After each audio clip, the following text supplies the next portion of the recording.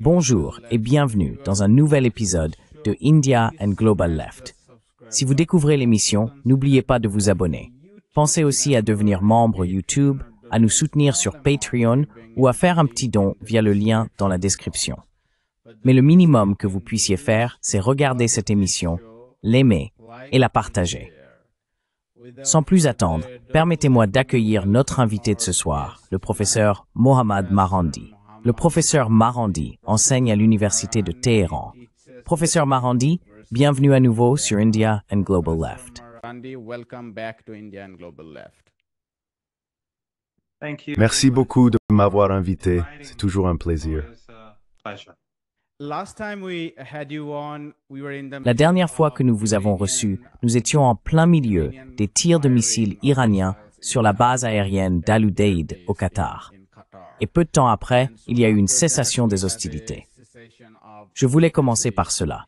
Une évaluation des raisons pour lesquelles, selon vous, cette décision est venue du côté israélien. Mon propre avis est que cela résulte d'une combinaison de deux facteurs. Premièrement, leur erreur de calcul, pensant qu'une sorte de blitzkrieg entraînerait un changement de régime. Deuxièmement, le coût que l'Iran imposait à Israël, tant sur le plan militaire qu'économique, car ces campagnes étaient très coûteuses. Quelle est votre analyse des raisons pour lesquelles cette cessation temporaire des hostilités est venue du côté israélien?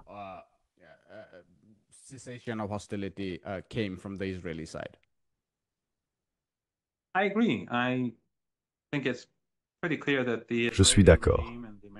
Je pense qu'il est assez évident que le régime israélien, les Américains et les Européens comptaient sur un effondrement de l'Iran, qu'ils pensaient que l'Iran allait céder et capituler. Cela repose sur leur évaluation erronée de l'Iran, qui a été relayée par des personnes issues de groupes de réflexion, des membres du gouvernement et de nombreux soi-disant experts de l'Iran qui enseignent dans des universités proches de Washington. Depuis de nombreuses années, ils affirment que l'Iran est au bord du gouffre, que le peuple hait l'Iran, que la population méprise le soi-disant régime et que le régime, comme ils l'appellent, est sur le point d'imploser.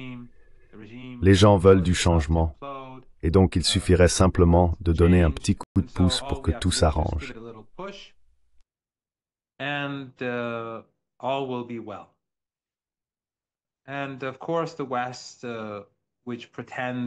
Et bien sûr, l'Occident, qui prétend être un défenseur de l'état de droit et des règles internationales, a montré les crocs. Ils ont montré leurs crocs. Ils ont tous soutenu l'agression israélienne. Ils travaillent tous maintenant rapidement à réarmer Israël pour une nouvelle vague d'agression. Et ils sont tous unis dans cette démarche, essayant de provoquer ce qu'ils aiment appeler un changement de régime. Comme nous nous y attendions, comme nous savions que cela arriverait, la République islamique d'Iran est devenue beaucoup plus forte à la suite de l'attaque. Et comme prévu, la population s'est ralliée derrière les forces armées, les gardiens de la révolution, le dirigeant et le gouvernement, et s'est retournée contre l'agresseur.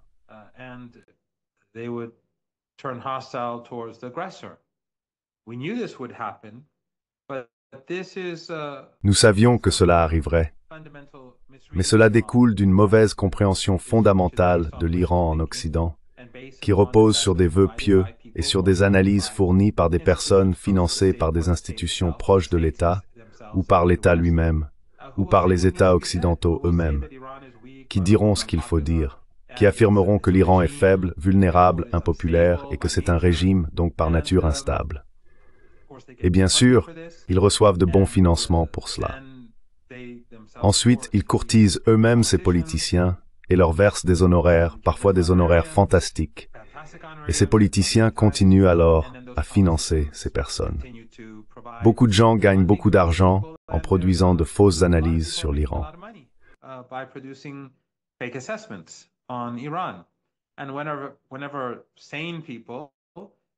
Et chaque fois que des personnes sensées affirment que non, la République islamique d'Iran est très stable, c'est de loin le pays le plus stable d'Asie de l'Ouest, elle bénéficie d'un fort soutien populaire. Et il ne faut pas confondre le mécontentement lié à l'emploi ou à l'économie avec un désir de renverser l'ordre politique. Ce sont deux choses complètement différentes. Si une personne râle, ou si une personne se plaint, ou si une personne critique le gouvernement ou l'État à propos de ses problèmes, cela ne signifie pas qu'elle souhaite renverser l'État. Et je pense que les 2 dernières semaines l'ont prouvé. Les Iraniens, dès le tout premier jour où cette attaque éclair a eu lieu, c'était le jour le plus sombre.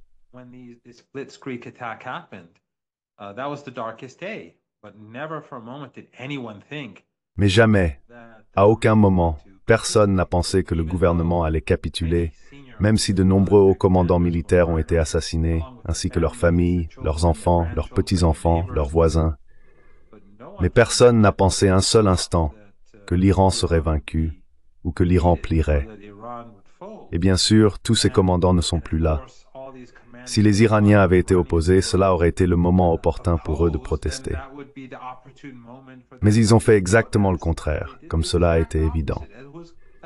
Ainsi, dès la toute première nuit sous les frappes aériennes, le lendemain, je crois, les gens sont descendus dans la rue pour soutenir les forces armées et le gouvernement, exigeant des représailles sévères.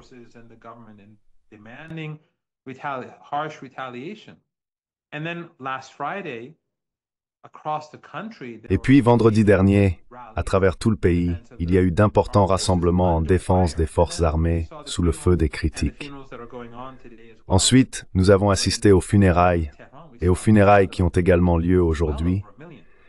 Mais lors des funérailles, à Téhéran, nous avons vu une foule de bien plus d'1 million de personnes. Bien plus d'1 million de personnes. Et tout cela était prévisible. Quiconque connaît un tant soit peu l'Iran aurait pu prédire que cela arriverait. Mais de toute évidence, Netanyahou, Trump, ainsi que les présidents, premiers ministres et chanceliers des pays européens se sont tous laissés aller à des illusions et ont misé sur le mauvais cheval, comme ils le font toujours lorsqu'il s'agit de l'Iran, du moins. Voilà donc un point. Ils pensaient que l'Iran allait capituler, ce qui était manifestement hors de question.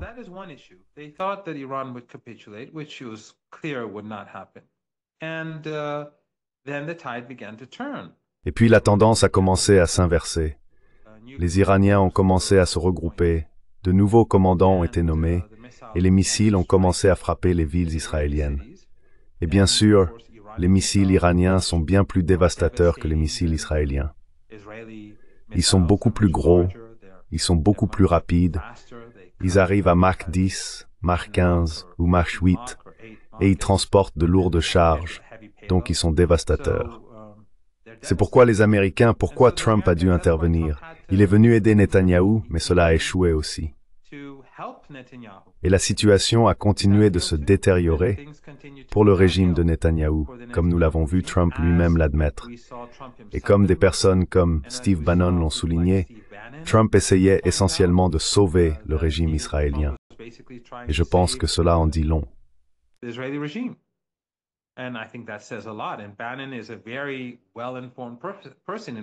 Et Bannon est une personne très bien informée. En fait, Bannon, avant la frappe, était celui qui disait que les États-Unis allaient frapper. Il dispose donc d'informations privilégiées que peu de personnes aux États-Unis possèdent. Mais je pense aussi qu'en plus de cela, la frappe de l'Iran sur le Qatar a été bien plus significative que ce que l'Occident veut bien admettre. 6 des 14 missiles iraniens, des missiles de l'ancienne génération, ont atteint directement leur cible, malgré toutes les tentatives pour les arrêter. Et l'Iran n'utilisait même pas ses bases de missiles souterraines, ni les drones destinés à la défense du pays dans la région du Golfe Persique.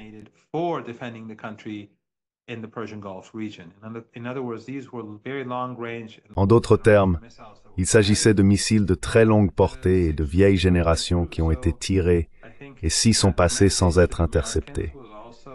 Je pense donc que ce message destiné aux Américains a également été entendu à Washington. Dans l'ensemble, quand on regarde ce qui s'est passé, cela a conduit à la conclusion qu'il fallait que cela cesse. Bien sûr, ici à Téhéran, on pense que les Européens et les Nord-Américains vont aider le régime à se regrouper afin qu'il puisse mener une nouvelle attaque contre l'Iran.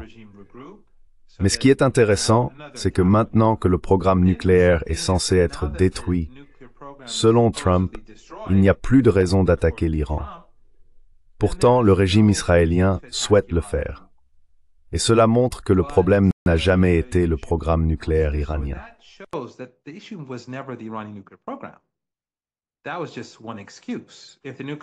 Ce n'était qu'un prétexte parmi d'autres. Si le programme nucléaire disparaît, ce sera alors le programme de missiles. Si le programme de missiles disparaît, ce sera le terrorisme. Si tous ces prétextes disparaissent, cela continuera, car le véritable enjeu est le changement de régime. Et ce changement de régime est voulu parce que l'Iran est indépendant et qu'il soutient le peuple palestinien. Mais cela échouera. Lorsque le régime israélien relancera la guerre, les Iraniens aussi se prépareront et ils frapperont les Israéliens plus durement la prochaine fois. Et la défaite du régime israélien sera encore plus amère. On pense ici que le régime mènera une attaque encore plus barbare la prochaine fois et qu'il visera tout ce qu'il pourra pour infliger un maximum de souffrance aux Iraniens ordinaires.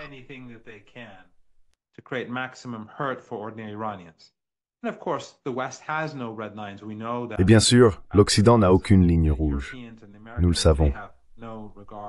Après Gaza, les Européens et les Américains n'ont aucun égard pour les civils, ni pour les femmes et les enfants. Cela nous a été prouvé de manière très claire. Ils n'ont aucun respect pour les Iraniens ordinaires lorsqu'ils ont soutenu les frappes contre les centres nucléaires iraniens qui, hypothétiquement, auraient pu provoquer une contamination dans toute la région et tuer de nombreuses personnes en conséquence. Mais les Européens s'en fichaient parce qu'ils sont là-bas. Comme je l'ai dit, ils se sont révélés pour ce qu'ils sont vraiment. Mais si le régime israélien attaque, la réponse iranienne sera plus sévère que la dernière fois. Je pense donc que nous nous dirigeons vers un second round.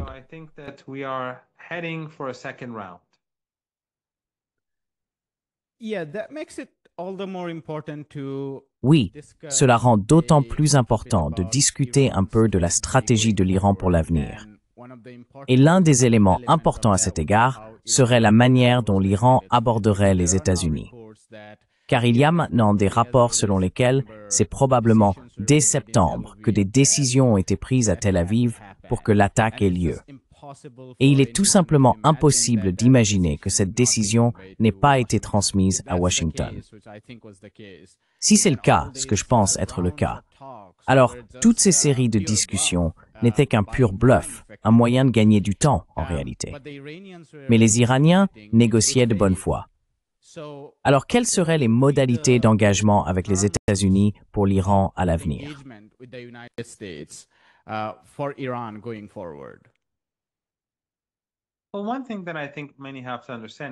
Eh bien, une chose que beaucoup doivent comprendre, c'est que l'Iran n'était pas naïf. Les Iraniens pensaient, des mois auparavant, qu'en fin de compte, le régime israélien et les Américains attaqueraient l'Iran. C'était l'hypothèse de départ. Par conséquent, il y avait beaucoup de scepticisme concernant les négociations. Bien sûr, certains gardaient espoir dans ces négociations, mais je pense que ceux qui sont bien informés et ceux qui ont une compréhension plus profonde en Iran ont reconnu que tout cela n'était qu'une façade. Mais l'essentiel était que les Iraniens voulaient montrer à la communauté internationale et au peuple iranien que nous étions les raisonnables et que c'était nous qui étions assis à la table des négociations.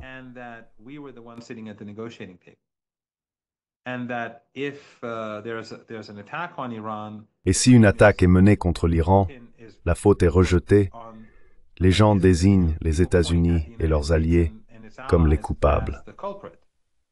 Cela a toujours été un point clé de la position de l'Iran. Si vous vous souvenez, lorsque Trump a exigé des négociations, l'ayatollah Khamenei a accepté des négociations indirectes. Et lorsque Trump voulait qu'elles aient lieu aux Émirats, il a insisté pour qu'elles se fassent par l'intermédiaire d'Oman. Tout cela, à mon avis, a été fait, premièrement pour montrer à la communauté internationale que l'Iran est sérieux, mais aussi pour dire aux Américains que nous n'avons aucune confiance en vous, et également pour négocier en position de force, parce que ce symbolisme est important.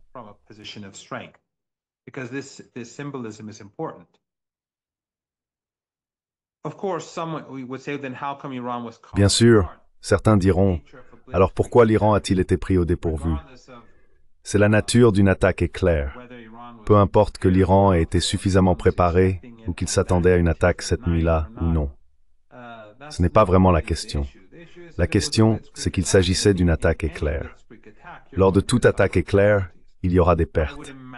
J'imagine qu'en Iran, ils ne s'attendaient pas à ce que le régime israélien, s'en prenne directement à des hauts responsables. Car cela, bien sûr, fait passer la guerre à un autre niveau. Mais dans tous les cas, les Iraniens s'attendaient à une attaque.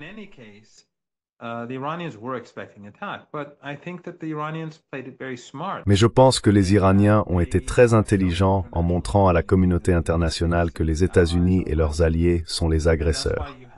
C'est pourquoi l'Iran bénéficie d'un soutien quasi universel, sauf en Occident, ce qui n'a pas vraiment d'importance. Ils ne sont pas importants car ils sont bien sûr du côté qui soutient l'Holocauste à Gaza. Ils le permettent. Ils coopèrent.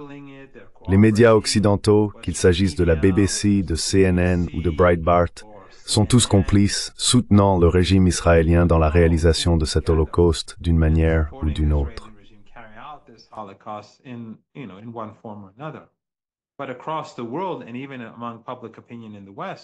Mais partout dans le monde, et même au sein de l'opinion publique occidentale, on observe un véritable changement. C'est pourquoi je pense que le régime israélien pourrait mener une opération sous fausse bannière et assassiner des Américains au nom du Hezbollah, d'Ansarullah, de l'Iran ou de la résistance. Ils envisagent probablement sérieusement ce genre d'action afin de pouvoir relancer la guerre et impliquer les États-Unis. Je suis certain qu'ils aimeraient créer un autre moment du type 11 septembre pour que les Américains participent à cette guerre.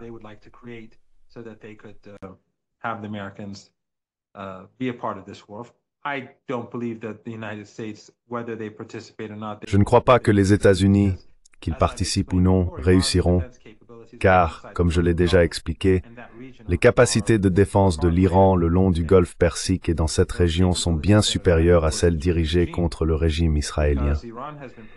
L'Iran se prépare à une attaque des États-Unis depuis plus de 20 ans. Leur priorité a toujours été les États-Unis et non le régime israélien. Ainsi, ces missiles longue portée et ces drones longue portée que l'Iran tire sur Tel Aviv et d'autres villes, ils disposent de bien plus de missiles et de drones de moyenne et courte portée qui peuvent et vont atteindre leur cible de l'autre côté du golfe Persique en quelques secondes ou minutes. Ils sont plus précis. Ils peuvent tout détruire très rapidement.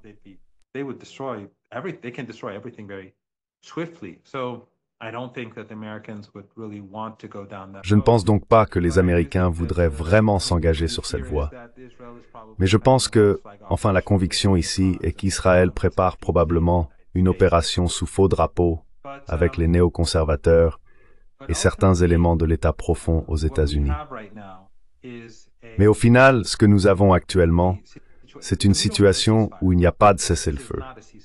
Ce n'est pas un cessez-le-feu.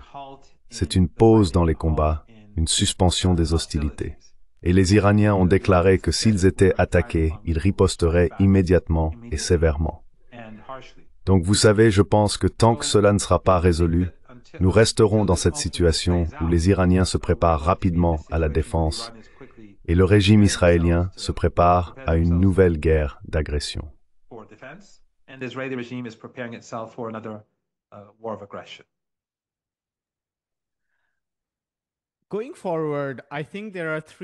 À l'avenir, je pense qu'il y a 3 éléments clés pour lesquels l'Iran doit se préparer. L'un d'eux est bien sûr la stratégie nucléaire, mais je souhaite en parler rapidement plus tard. Je veux commencer par les 2 choses qui me semblent encore plus importantes que la stratégie nucléaire. La première est que l'Iran renforce très rapidement ses capacités de défense, étant donné qu'il pourrait y avoir beaucoup plus d'attaques. La seconde concerne la stratégie de l'Iran en matière d'orientation économique globale. Car beaucoup de gens en Iran espèrent depuis un certain temps que la principale raison de négocier est la levée des sanctions, puisque celles-ci ont eu l'impact le plus néfaste sur la monnaie, en raison de la fuite des capitaux. Une limitation des exportations iraniennes entraîne d'énormes pressions sur le budget.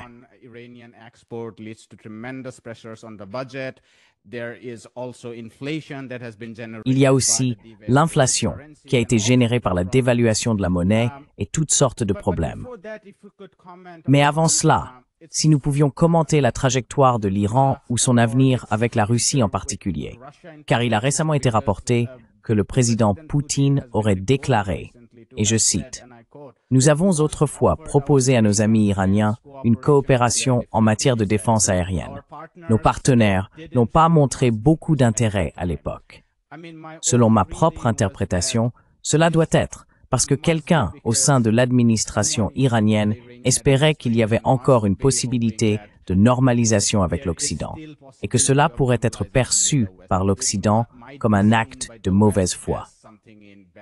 Maintenant que nous avons établi qu'il n'y a rien à gagner à agir de bonne foi, quelle serait selon vous la stratégie de Téhéran à l'avenir, en particulier en ce qui concerne les liens de défense avec la Russie, mais aussi potentiellement au-delà de la Russie, vers la Chine?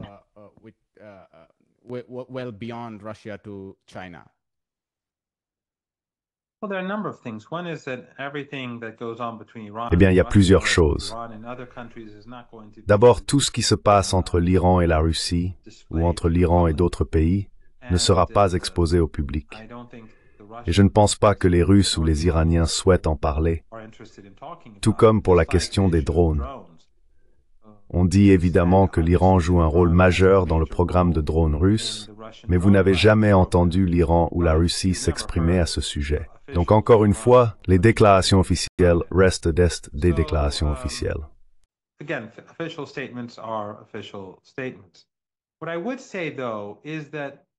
Ce que je dirais cependant, c'est que ce que le régime israélien et les Américains ont fait, involontairement, c'est unir le pays et créer une immense méfiance envers l'Occident en général, surtout parmi cette partie de la population qui se considérait comme pro-occidentale, tournée vers l'Occident ou sympathique à l'égard de l'Occident, ou encore parmi ceux qui pensaient que les Iraniens étaient têtus et que des solutions avec l'Occident auraient pu être trouvées si seulement nous avions été plus flexibles que nous ne l'avons déjà été. Cette vision du monde a complètement volé en éclats, car tout le monde a vu comment l'Occident a conspiré contre l'Iran, comment il a été trompeur, et comment l'Occident a soutenu des frappes aériennes contre le programme nucléaire civil iranien, un programme dont les bâtiments et centres bombardés étaient tous régulièrement inspectés par des experts de l'Agence internationale de l'énergie atomique.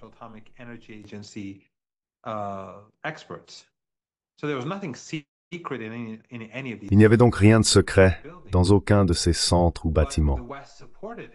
Mais l'Occident l'a soutenu. Et le chef de l'Agence internationale de l'énergie atomique est contrôlé par les États-Unis, très clairement dans le camp américain, parce que l'agence est dans le camp américain. Tous ces organismes internationaux créés après la Seconde Guerre mondiale sont dominés par l'Occident. Que ce soit l'OIAC pour les armes chimiques, qui a piégé la Syrie et menti sur les attaques chimiques en Syrie, alors qu'il était clair qu'Al-Qaïda et Daesh étaient responsables de ces attaques. Et à l'époque, l'OIAC avait envoyé ses experts en Syrie, son équipe technique.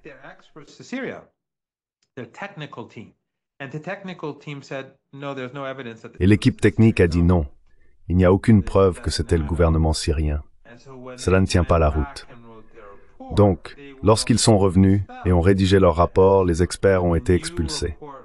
Un nouveau rapport a alors été rédigé, affirmant essentiellement que oui, c'était le gouvernement syrien qui l'avait fait. Ainsi, l'OIAC est contrôlé par l'Occident et l'Agence internationale de l'énergie atomique l'est aussi. Ils contrôlent la majorité du conseil d'administration, ce sont les gouvernements occidentaux. Donc évidemment, ils vont nommer un chef qui est de leur camp et ils vont rédiger des déclarations qui soutiennent Israël et les États-Unis. Le régime israélien, par conséquent, va être aux commandes. C'est quelque chose que les Iraniens ordinaires découvrent.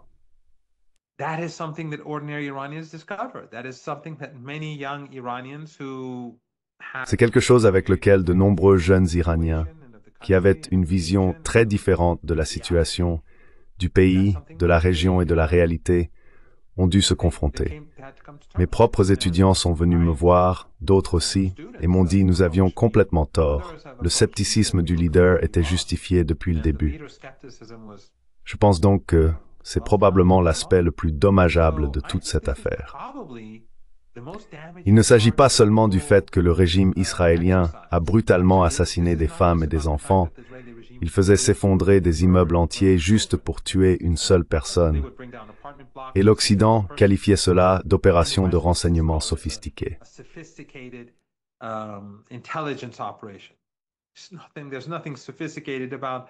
Il n'y a rien de sophistiqué à savoir où vit une personne haut placée, quelqu'un qui passe à la télévision de temps en temps, et ensuite à tuer tout le monde dans le quartier ou dans l'immeuble pour l'atteindre, ou pour atteindre un scientifique. Ce n'est rien.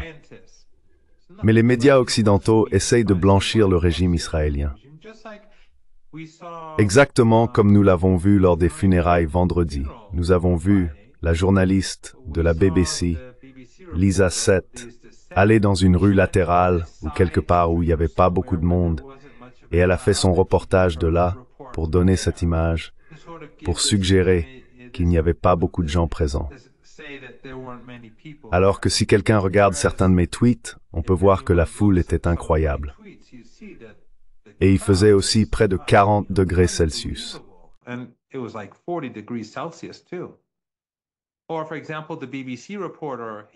Ou par exemple, le journaliste de la BBC a dit des milliers d'Iraniens.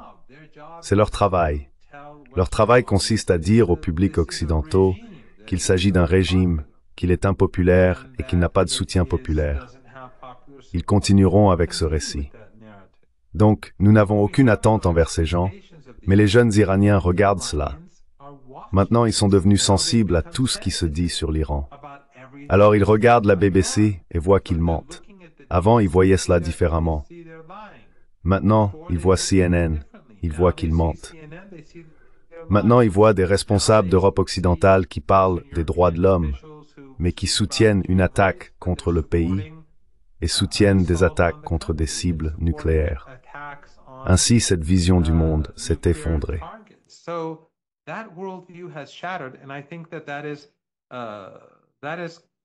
Et je pense que, pour les années à venir, l'Occident ne pourra rien y faire. Et cela arrive à un moment où l'Empire occidental est de toute façon en train de mourir. L'unité que l'on observe aujourd'hui en Iran est sans précédent depuis la guerre Iran-Irak. Les preuves s'accumulent pour quiconque veut les voir. Ainsi, les médias occidentaux diront toutes sortes d'absurdités sur l'Iran en ce moment. Le Wall Street Journal, tous, ils rapporteront, The Atlantic, ils écriront les choses les plus scandaleuses. Mais ils doivent se confronter à la réalité, à savoir que l'opinion publique iranienne s'est détournée d'eux. Et désormais, beaucoup de ces Iraniens qui auparavant voulaient un rapprochement avec l'Occident disent qu'il faut se tourner vers le Sud global.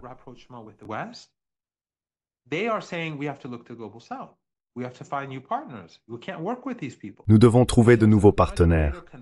Nous ne pouvons pas travailler avec ces gens-là. Il y a donc aujourd'hui en Iran un consensus beaucoup plus large sur la voie à suivre.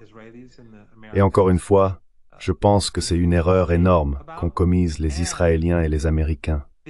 Le sentiment à Téhéran, c'est que nous avons gagné. Ce n'était pas un chaos, mais nous avons gagné.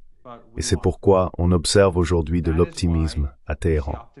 Et la plus grande plainte, du moins c'est anecdotique, je ne peux pas l'affirmer scientifiquement, mais la plus grande plainte que j'ai entendue ces derniers jours, même si je n'ai aucune fonction officielle, c'est que les gens disaient « Pourquoi nous sommes-nous arrêtés? Nous aurions dû continuer. » Bien sûr, l'Iran a ses propres calculs.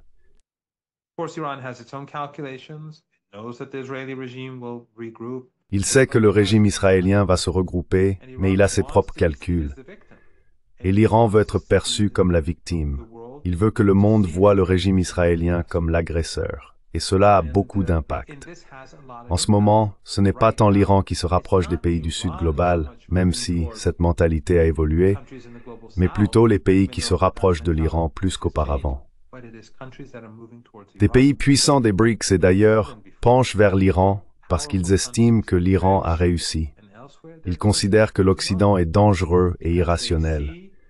Ainsi, l'Iran est devenu plus puissant sur plusieurs fronts. Cela signifie-t-il que l'Iran n'a pas été touché? Bien sûr qu'il a été touché. Des dégâts importants ont été causés, en particulier, vous savez, beaucoup de personnes ont été tuées.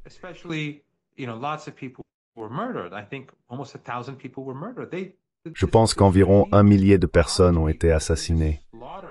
Ce régime a simplement bombardé des gens. Ils ont juste massacré, ils ont essayé de tuer, ils n'ont aucun respect pour l'humanité. Et quiconque a vu Gaza le reconnaîtrait. Donc ils ont tué, je pense, près de 1000 Iraniens lors de cette offensive. L'Occident, le régime israélien, n'a aucune limite, mais les gens voulaient que les Iraniens continuent. Mais je pense que les Iraniens ont leur raison. Je pense que la direction iranienne est très intelligente. Ils ne vont pas, ils savent que le régime veut attaquer à nouveau, mais ils ont leurs propres calculs. Et je ne crois pas que le régime israélien obtiendra de meilleurs résultats la prochaine fois. Ils mèneront encore une attaque surprise.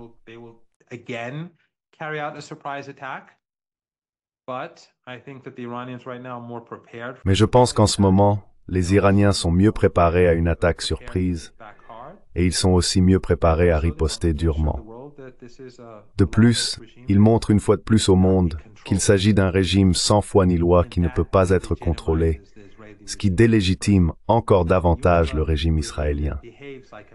Parce que lorsqu'on a un régime qui se comporte comme un fou, qui a complètement perdu la raison, cela change la manière dont le monde traite avec lui. Encore une fois, il faut mettre l'Occident de côté. Mais même l'Occident, regardez ce qui s'est passé il y a seulement quelques jours au Royaume-Uni lors d'un concert, et comment l'opinion publique se retourne contre le régime. Tous ces événements survenus au cours des 21 derniers mois délégitiment encore davantage ce régime fasciste et génocidaire.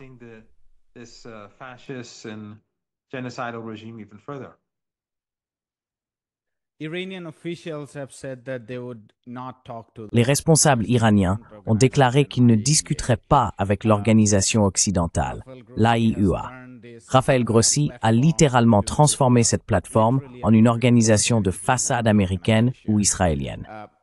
Les agents de terrain de Grossi ont-ils été expulsés et chassés d'Iran, ou vivent-ils encore là-bas, étant donné que beaucoup soupçonnent que de nombreuses informations recueillies par le régime sioniste sont passées par l'AIEA? Ces personnes ont-elles été expulsées de Téhéran et d'autres villes d'Iran?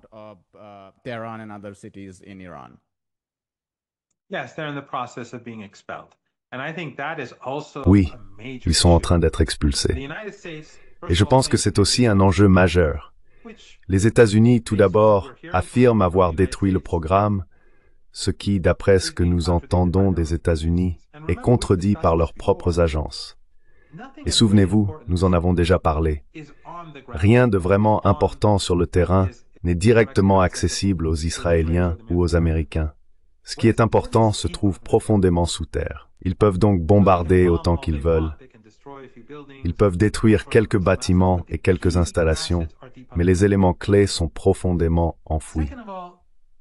Deuxièmement, ce qui a été détruit, il ne s'agit pas d'installations à l'échelle industrielle. Ce sont essentiellement des installations scientifiques permettant aux Iraniens d'apprendre à enrichir de l'uranium. Pourquoi? Parce qu'à l'heure actuelle, l'Iran a du combustible nucléaire pour son réacteur.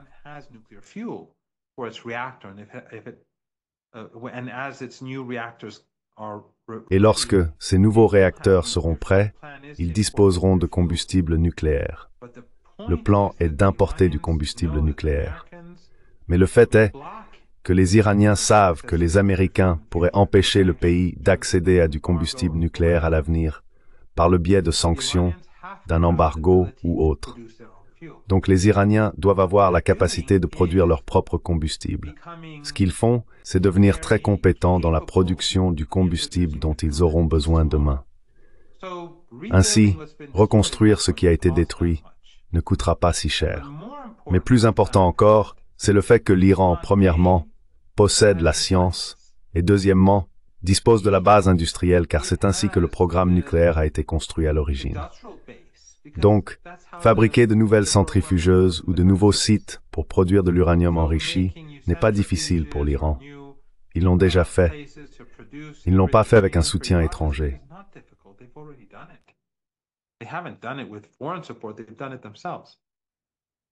Ils l'ont fait eux-mêmes. Et puis, bien sûr, si les affirmations des agences de renseignement occidentales sont vraies et qu'aucun dommage réel n'a été causé aux actifs clés, cela montre encore une fois l'ingéniosité des ingénieurs iraniens.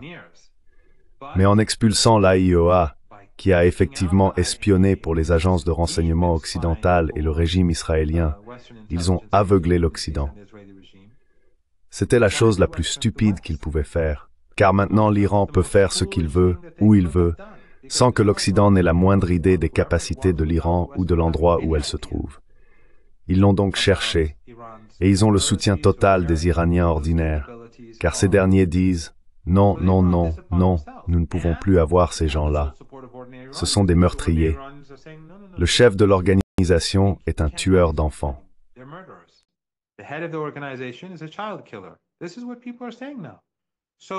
Voilà ce que les gens disent aujourd'hui.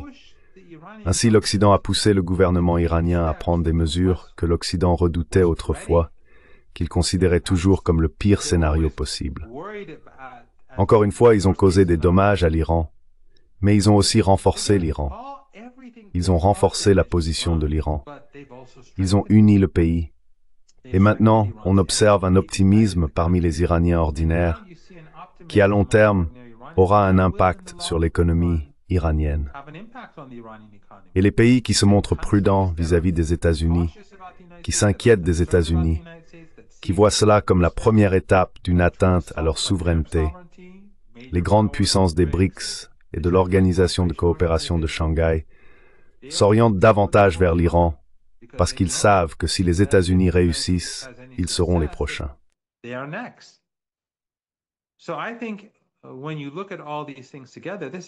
Donc, je pense que lorsque l'on considère tous ces éléments ensemble, il s'agit d'un échec total de la part d'un Occident agressif et brutal, et d'un succès pour l'Iran, malgré le fait que jusqu'à 1000 personnes aient pu être assassinées, et malgré les dégâts causés aux défenses aériennes iraniennes.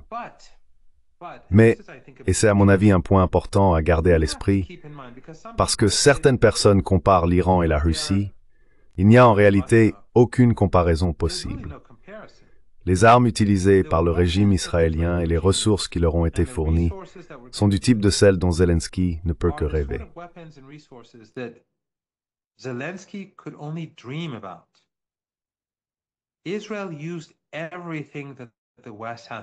Israël a utilisé tout ce que l'Occident a à offrir, le meilleur du meilleur de leur équipement, et ils ont tout mis en œuvre pour saper l'Iran.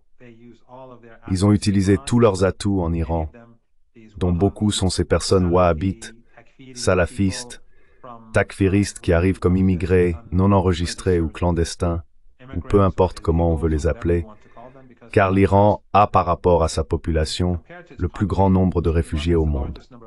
Donc, il y a maintenant ces personnes, mais le régime israélien les a utilisés, ils les ont déployés. Ainsi, l'Iran les arrête, les traque, les retrouve et s'occupe de ce problème. Et les Israéliens ont utilisé leur meilleur équipement contre l'Iran.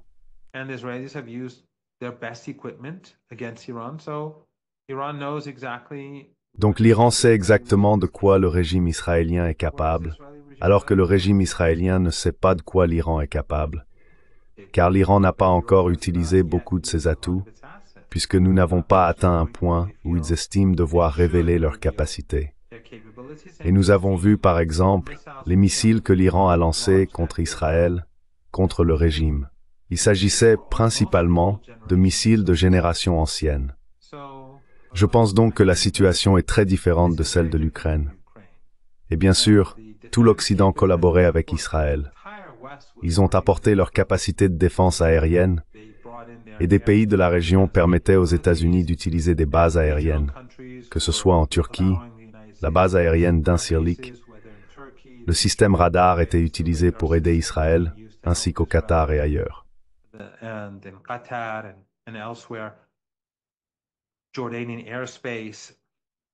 L'espace aérien jordanien était utilisé par les Américains et les Européens pour aider Israël, ainsi que par l'armée de l'air jordanienne.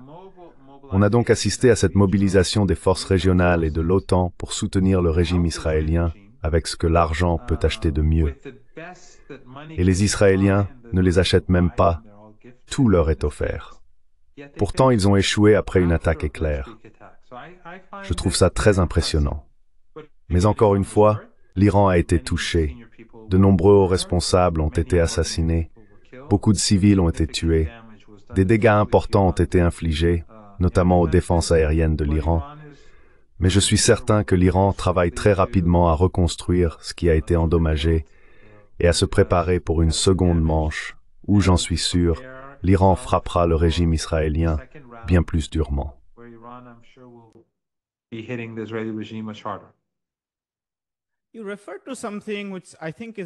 Vous avez évoqué quelque chose que je trouve très important et dont peu de gens parlent, à savoir qu'il ne s'agit pas seulement de l'Iran qui se tourne vers le sud global, mais aussi du sud global qui regarde vers l'Iran. L'Iran, bien sûr, est très central en ce qui concerne l'Asie. Il relie le corridor nord-sud, même est-ouest, et ainsi de suite. Je pense que c'est une leçon très importante, non seulement pour l'Iran, mais aussi pour le Sud global. Je repensais à la seconde invasion de l'Irak en 2003, et à cette époque, il y avait au moins des débats et des délibérations. Les Français et les Allemands n'étaient pas d'accord.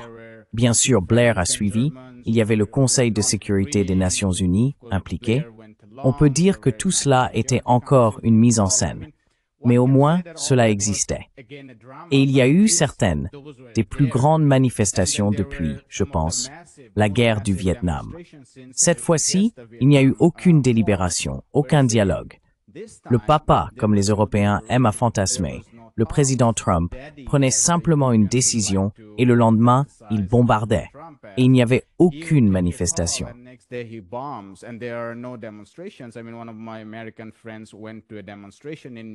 Je veux dire, l'un de mes amis américains est allé à une manifestation à New York et il a constaté que la manifestation anti-guerre était plus petite que la manifestation sioniste qui contre-manifestait en faveur du droit d'Israël à exister. Je veux dire, c'est ainsi. Prétendument, à une époque où d'autres sondages indiquent que peu de gens aux États-Unis soutiennent cette guerre. Ce que je veux dire, en réalité, c'est que l'ordre international est pratiquement en train de s'effondrer. Et ce sont les Américains qui mènent la danse. Mais les Européens suivent aussi, flattant le dos de leur papa.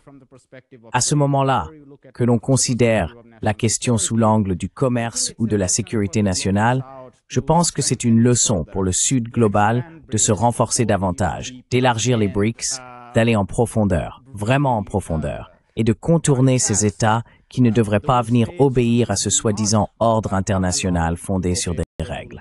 Qu'en diriez-vous?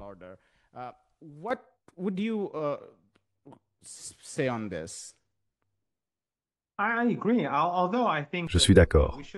Cependant, je pense qu'il ne faut pas surestimer l'importance des BRICS en tant que tels. C'est l'idée derrière les BRICS qui est importante. Sinon, au sein des BRICS, il y aura des difficultés, comme nous le savons déjà, et cela compliquera leur progression. Mais c'est l'idée en elle-même, qu'il s'agisse des BRICS, de l'Organisation de coopération de Shanghai, de l'ASEAN, ou des groupements en Afrique, en Amérique latine et ailleurs.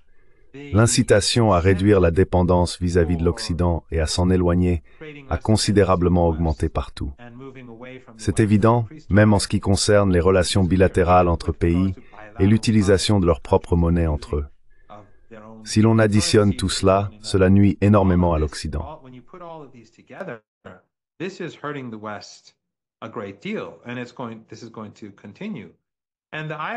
Et cela va continuer. Et l'ironie, bien sûr, c'est que l'Occident a créé toutes ces instances et institutions internationales après la Seconde Guerre mondiale pour maintenir son hégémonie, et ce sont eux-mêmes qui sont en train de les détruire une à une.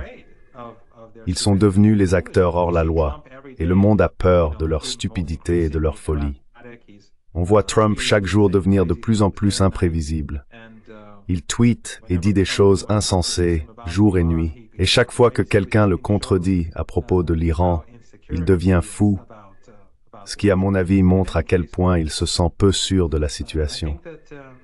Mais en tout cas, je pense que c'est un autre clou dans le cercueil de l'empire eurocentrique, de l'empire américain.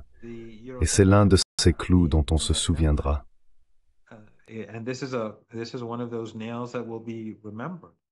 And we have to remember that simultaneously things are happening. Et nous devons nous rappeler que les choses se passent simultanément.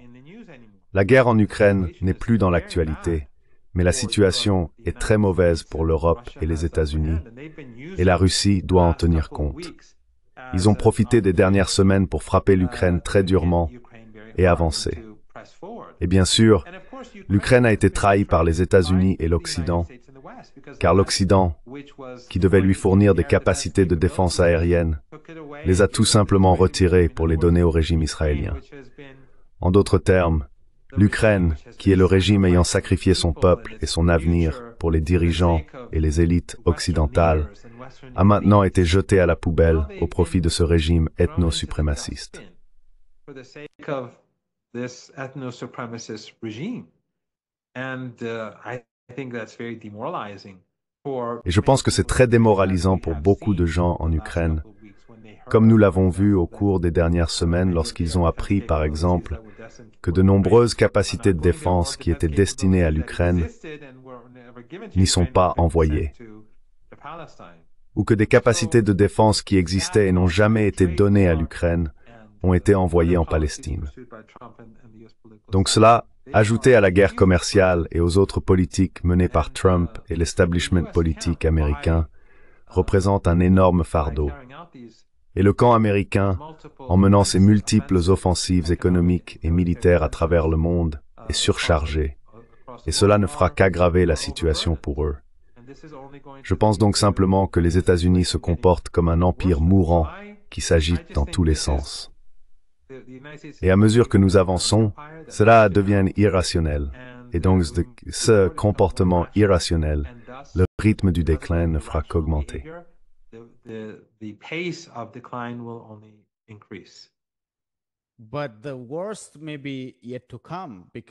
Mais le pire est peut-être encore à venir, car comme nous l'apprenons à propos du sommet de l'OTAN, les États-Unis ont réussi à faire pression sur les 33 nations européennes pour qu'elles capitulent et investissent, ou disons plutôt détournent, 5% de leur PIB vers le secteur militaire. Une estimation avance qu'en 5 ans, cela représenterait 20 000 milliards de dollars. C'est comme si l'ensemble du PIB de la Chine était investi dans l'armée. Et l'OTAN représente déjà 50% des dépenses militaires mondiales. Et comme l'a dit le Premier ministre espagnol Sánchez, car il a été l'une des rares voix dissidentes, il a déclaré que si nous devions faire cela, il faudrait le financer en réduisant les dépenses d'éducation et de santé.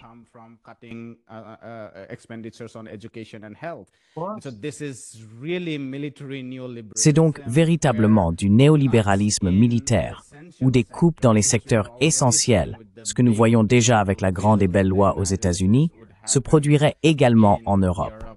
Cela signifie que la population deviendrait de plus en plus agitée. Mais dans le même temps, on gonfle le pouvoir de ces entreprises de défense, on remplit leurs poches et de plus en plus de guerres seraient imposées au Sud global. Et je pense qu'il est d'autant plus important de réaliser que, même si l'Empire est peut-être en train de mourir, le pire reste peut-être à venir.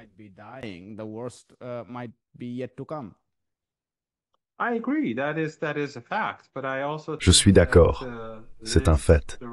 Mais je pense aussi que la direction que prend l'OTAN ne fera qu'aggraver la situation chez nous. Comme vous l'avez souligné, les populations à travers l'Europe souffrent déjà. Vous savez, nous n'apprécions pas, ceux d'entre nous qui vivent en dehors de l'Europe, à quel point la situation est difficile. Nos pays, votre pays, mon pays, d'autres pays comme l'Iran, à bien des égards, la vie en Iran s'est beaucoup améliorée, malgré les guerres et les sanctions, comparée à avant la Révolution. Nous avons l'éducation universelle. Avant la Révolution, la plupart des gens n'allaient pas à l'école. Nous avons une base industrielle. À l'époque, l'Iran ressemblait encore à l'Arabie saoudite, simplement, vous savez, achetant principalement des biens à l'Occident. L'Iran est un pays de haute technologie. L'Inde a sa base industrielle. Elle a, vous savez. Mais gens en Iran ou en Inde, traditionnellement, n'étaient pas riches.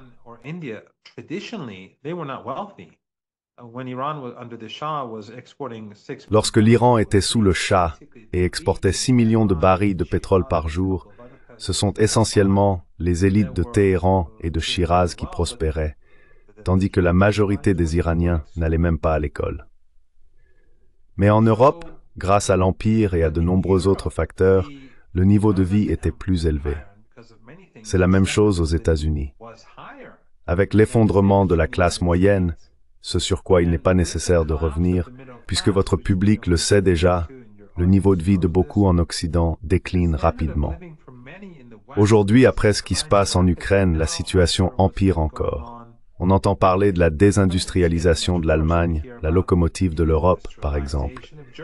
Et s'ils augmentent les dépenses militaires, cela ne fera, comme vous l'avez souligné, que réduire le budget alloué à tout le reste.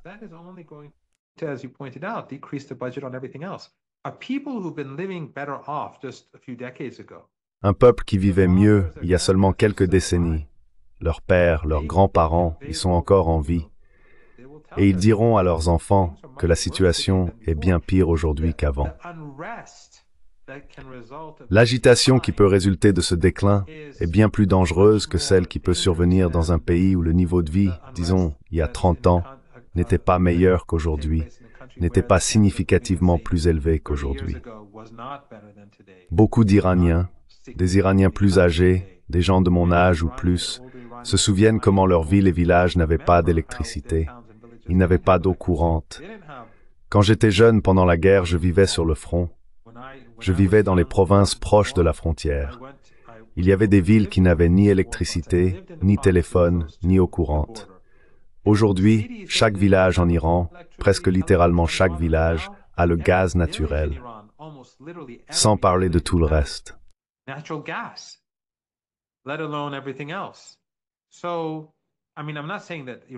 Donc, je veux dire, je ne dis pas que l'Iran est dans une situation idéale. L'économie est difficile, surtout dans les grandes villes, en particulier à Téhéran. Il n'y a aucun doute là-dessus. Mais ce qu'il faut souligner, c'est le déclin de l'Occident par rapport à ce qu'il était. Il était littéralement au sommet du monde autrefois, quand j'étais enfant. Cet Occident n'existe plus.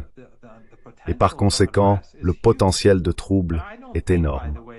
Et je ne pense pas d'ailleurs que ces pays européens porteront jamais leur budget militaire à 5%. Cela n'arrivera tout simplement pas. Cela ferait tomber ces gouvernements.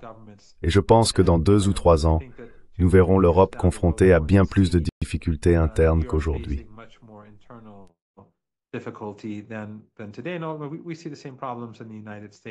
Nous voyons les mêmes problèmes aux États-Unis également.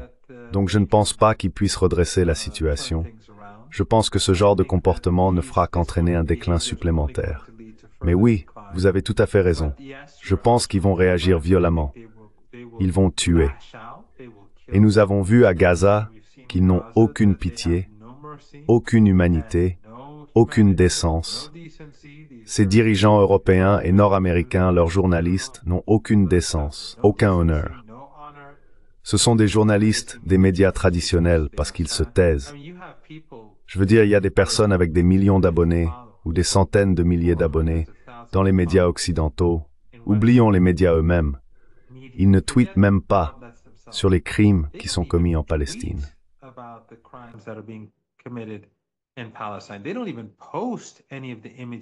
Ils ne publient même aucune des images. Ils ne parlent même pas des Palestiniens abattus chaque jour alors qu'ils cherchent de la nourriture, de la façon dont les Israéliens les traquent. Même Haaretz le reconnaît, mais les médias occidentaux ne le feront pas. Et les journalistes occidentaux, en tant qu'individus, les journalistes des médias traditionnels, pas les nombreuses personnes héroïques des médias alternatifs, restent silencieux. Donc ils ne pourront pas renverser la situation, mais ils continueront à être vicieux. Mais cette brutalité ne fait qu'aliéner davantage le reste du monde et rapprocher le Sud global. Donc ça va pas être joli à voir, mais ça ne se terminera pas bien pour l'Occident.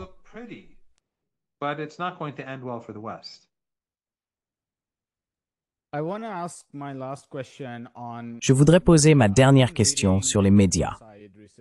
J'ai lu récemment Feu Edward Said, principalement pour 2 raisons. La première est sa vision extraordinaire dans ce qu'il a écrit sur les accords d'Oslo. Il faisait partie de ces rares personnes qui ont vu, à ce moment-là, que ces négociations n'étaient qu'un bluff et du théâtre, alors qu'il s'agissait en réalité de plans pour annexer la Cisjordanie. Et c'est ce qui s'est finalement produit. Je lisais cela dans le contexte de la trahison des soi-disant négociations avec l'Iran. Mais il y a aussi son travail sur l'orientalisme. Et ce que je vois dans le New York Times et la BBC est une forme flagrante d'orientalisme. Je veux dire, ils n'ont jamais décrit l'Iran comme une nation. C'est toujours un régime.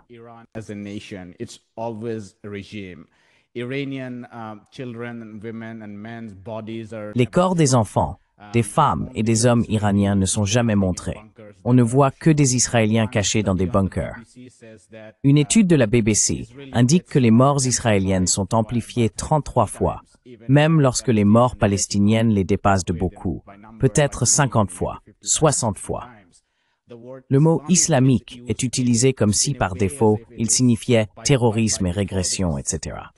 Tandis que le terme juif représente à lui seul la vertu. Et ce que je constate, c'est essentiellement ce dont parlait Fur Edward Said à propos du colonialisme et de l'orientalisme. Donc si vous pouviez conclure cette conversation en nous expliquant comment, en réalité, l'orientalisme n'a jamais pris fin, même si nous avons connu un début formel de la décolonisation dans notre région du monde, ce serait formidable.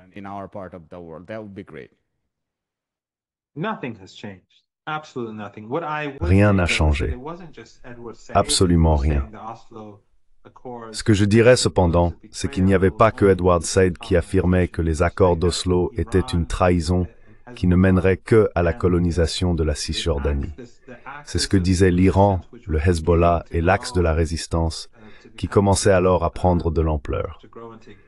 Ils affirmaient que toute cette solution à deux États n'était qu'une mise en scène, destinée à donner au régime israélien le temps de commencer la colonisation. Ce que fait Netanyahou aujourd'hui, c'est ce qui avait été planifié des années auparavant.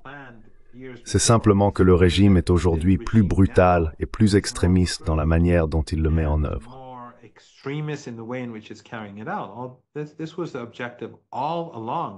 C'était l'objectif depuis le début. C'était l'objectif des Européens et des Américains. Détruire lentement la nation palestinienne, les nettoyer ethniquement petit à petit et les faire disparaître de la carte. Mais ce régime, de façon insensée, a essayé de le faire du jour au lendemain et le monde s'est soudainement réveillé. Et vous avez tout à fait raison. Il n'y a aucune différence entre CNN et Breitbart. Il n'y a aucune différence entre CNN et Fox News ou MSNBC et Fox News. Ils sont fondamentalement. Vous avez probablement entendu parler des cellules dormantes iraniennes aux États-Unis, dont les médias libéraux ont parlé.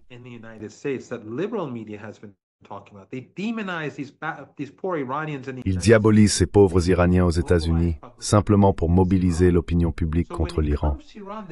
Donc quand il s'agit de l'Iran, il n'y a ni libéral ni conservateur. Ils sont tous pareils. Le langage peut différer, mais sacrifier les Iraniens et les musulmans aux États-Unis pour mobiliser les gens en faveur de la guerre est clairement l'agenda.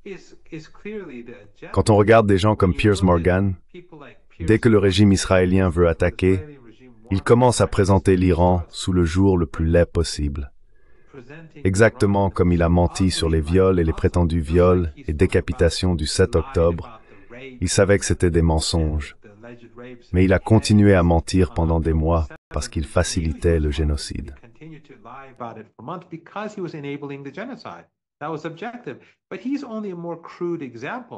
C'était l'objectif. Mais il n'est qu'un exemple plus grossier. Si vous regardez l'ensemble des médias occidentaux, c'est ainsi que ça fonctionne, car ces individus ne sont pas des acteurs indépendants. Ces journalistes ne sont pas indépendants. Ils travaillent pour des gens puissants. Chomsky est dépassé, son fabrication du consentement. Aujourd'hui, c'est bien pire que lorsqu'il écrivait ce livre. Désormais, tout est beaucoup plus consolidé. Il y a quelques entreprises ou sociétés, et toutes sont complètement alignées avec le pouvoir. Si quelqu'un dit quelque chose, si quelqu'un fait un faux pas, il est écarté. C'est fini pour lui.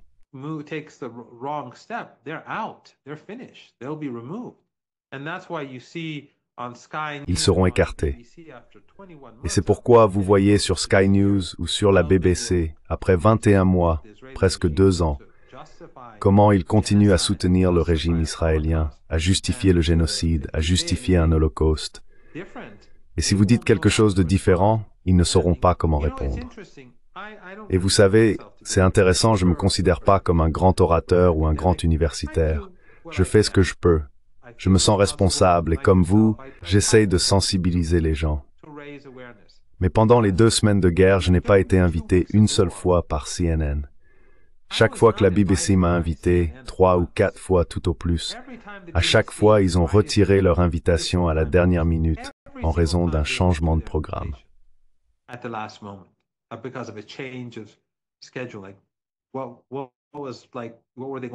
De quoi allait-il discuter à la place de la guerre contre l'Iran? Mais vous avez vu, jour et nuit, qu'ils parlaient de l'Iran, alors qu'ils ne voulaient pas que quelqu'un d'Iran parle de l'Iran. Pourtant, ils prétendent être le monde libre et civilisé. Ils n'ont pas parlé du massacre de civils innocents à Gaza. Ils ont parlé de la sophistication de l'opération, montrant à quel point les renseignements israéliens et du Mossad étaient compétents. Tout cela n'est que baliverne. Ils voulaient simplement blanchir le régime et détourner l'attention du génocide. Mais le monde a changé. Les gens voient clair dans ce jeu. Les gens voient clair dans ce jeu.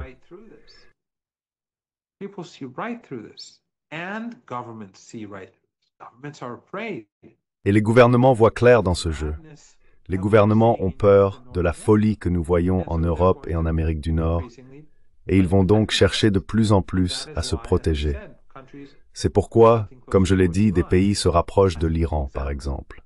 Partout dans le monde, les gens sont de plus en plus solidaires du peuple palestinien, de l'Iran. L'Occident n'a plus, son récit n'a plus le même pouvoir et la même influence qu'auparavant, car il domine plus le monde. Autrefois, c'était CNN qui était regardé partout dans le monde. Dans tous les aéroports, on voyait CNN ou la BBC. Cela a changé.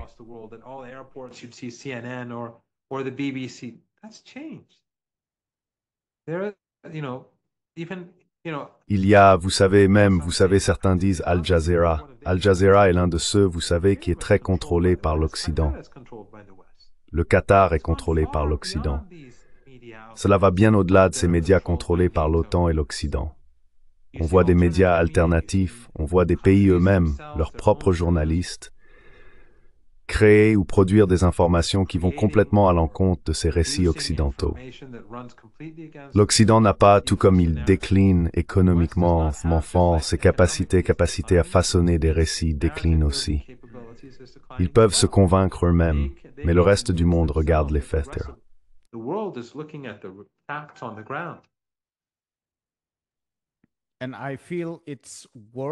Et j'ai l'impression que c'est encore pire dans le cas de l'Iran que pour la Palestine. Je veux dire pour la Palestine, il y a quand même, dans une grande partie de l'Occident, chez les jeunes, disons parmi les étudiants à l'université, une plus grande prise de conscience de la situation palestinienne. Mais pour l'Iran, ils sont tout simplement tellement effrontés.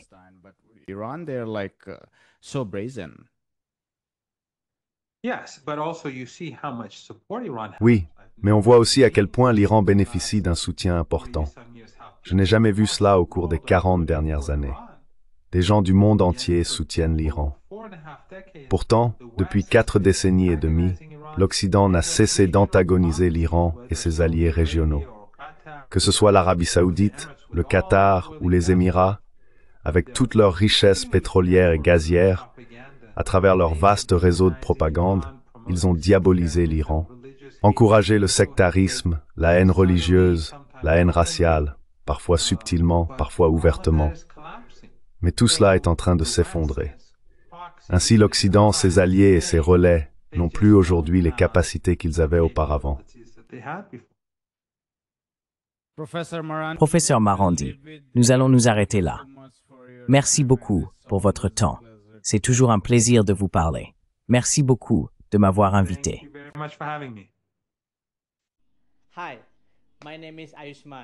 Bonjour, je m'appelle Ayushman. Avec Jyotishman, nous avons lancé cette plateforme. Depuis 2 ans, nous essayons de créer du contenu pour les forces de gauche et progressistes. Jusqu'à présent, nous avons interviewé des économistes, des historiens, des commentateurs politiques et des militants. Si vous avez apprécié notre contenu jusqu'à présent et souhaitez que nous construisions une archive pour la gauche, j'ai 2 demandes à vous faire. Merci d'envisager de faire un don à cette cause. Le lien se trouve dans la description ci-dessous. Si vous ne pouvez pas le faire, ne soyez pas triste. Vous pouvez toujours aimer nos vidéos et les partager avec vos camarades. Enfin, n'oubliez pas d'appuyer sur le bouton d'abonnement. Don't forget to hit the subscribe button.